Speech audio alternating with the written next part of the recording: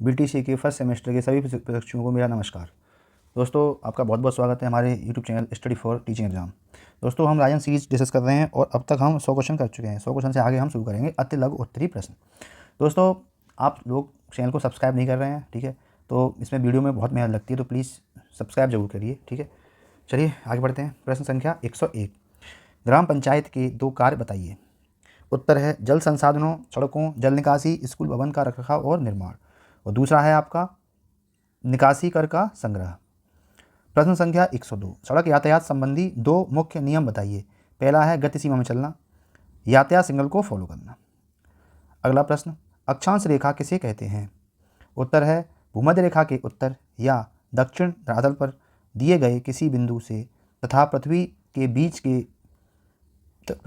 के केंद्र के बीच कोण के माप दूरी को अक्षांश कहते हैं तथा अक्षांशों को मिलाने वाली रेखाओं को अक्षांश रेखा कहते हैं। देखिए, ये पृथ्वी है, तो ये रेखा होती है ना, ये इस तरह से, ये अक्षांश रेखा होती है। नहीं सॉरी, अक्षांश रेखा ये होती है, ये अक्षांश रेखाएं होती हैं, ठीक है ना।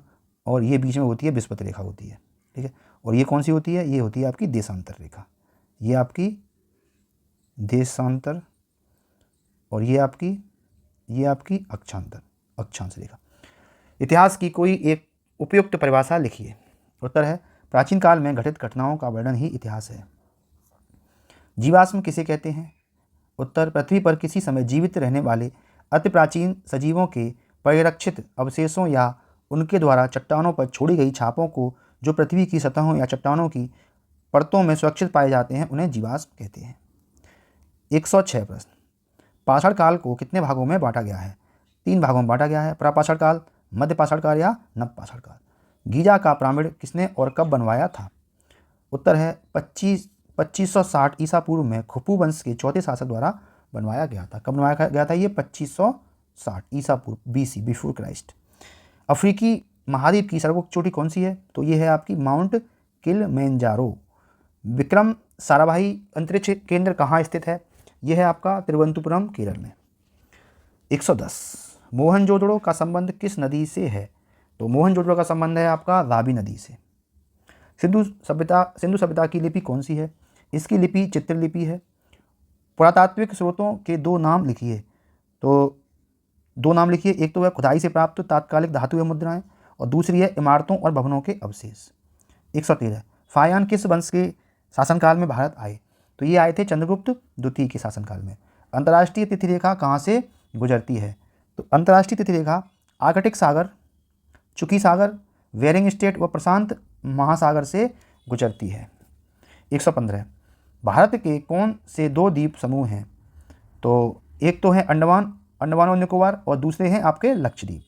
नंद वंश का अंतिम शासक कौन था, अंतिम शासक था घनानंद। 2 अक्षांशों के बीच की दूरी कितनी होती है, 2 ध्रुवों के समान दूरी वह खींची गई काल्पनिक रेखा को विषुवत वृत्त कहते हैं, ठीक है। 2 अक्षांशों के बीच दूरी 101, यहाँ दिखा नहीं है, 111 किलोमीटर होती है, 111.5 कुछ किलोमीटर होती है। पाषाण युग को कितने भागों में बांटा गया है, 3 भागों में, पुरापाषाण, मध्य पाषाण और नवपाषाण। पुरा, मध्य और नव। हर्यक वंश की स्थापना किसने की, इसकी स्थापना किसने की थी, बिंबिसार ने की थी। भारतीय संस्कृति के 4 पुरुषार्थ कौन से हैं, धर्म, अर्थ, काम और मोक्ष। सिकंदर का जन्म कब हुआ, यह किसका पुत्र था। सिकंदर का जन्म हुआ था 356 ईसा पूर्व में। इसके पिता का नाम क्या था, फिलिप था। 22वां, प्रागैतिहासिक काल क्या है, तो इसका उत्तर है जिस काल में घटनाओं का कोई लिखित विवरण प्राप्त नहीं हुआ था उसे प्रागैतिहासिक काल कहते हैं। 123, जिला परिषद के नाम पर जिला पंचायत नाम कब दिया गया, तो जिला परिषद के नाम पर जिला पंचायत नाम 1984 में दिया गया। ममी क्या है, शवों के रखरखाव की कला को ममी कहते हैं। 125, किन्हीं 2 नदी घाटी सभ्यताओं के नाम बताइए, तो सिंधु घाटी सभ्यता और मेसोपोटामिया की सभ्यता। हड़प्पा की खुदाई के जनक कौन है, हड़प्पा की खुदाई के जनक कौन है, दयाराम साहनी है। मेसोपोटामिया का अर्थ बताइए। मेसोपोटामिया 2 अर्थों मेसो एवं पोटामिया से मिलकर बना है। मेसो का अर्थ बीच तथा पोटामिया का अर्थ नदी है, अर्थात 2 नदियों के बीच के क्षेत्र को मेसोपोटामिया कहा जाता है, ठीक है, मेसोपोटामिया कहा जाता है। 28, मेसोपोटामिया की सभ्यता का विकास किन नदियों की घाटी में हुआ था, तो ये 2 नदियां हैं, दजला और फरात नदियों की घाटी में हुआ था।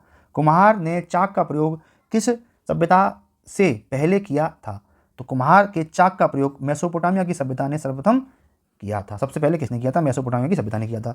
सांझ का तारा, भोर का तारा, सबसे चमकीला, पृथ्वी का भगिनी ग्रह, पृथ्वी का सबसे निकटतम ग्रह कौन है? हमारा शुक्र। पृथ्वी का उपग्रह कौन है? चंद्रमा। उल्कापिंड क्या है?